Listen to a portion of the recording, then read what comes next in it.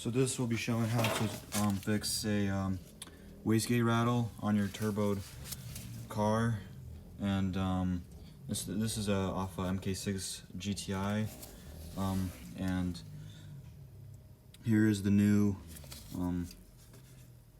flapper or wastegate arm. You see it's really tight and sealed. It's going to be sealing nice, and it's not going to be rattling.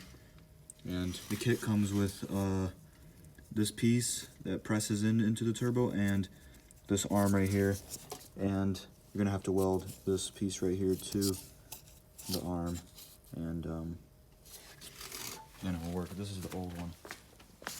See, you have to grind it off, but you can see how worn out that hole is. You see how it's like so worn out. Same thing with this. You can tell how worn out it is, and it just gets loose. And yeah, see, it's like an oval. And instead of spending like $1,200 bucks, you can just rebuild it for $50 off eBay, and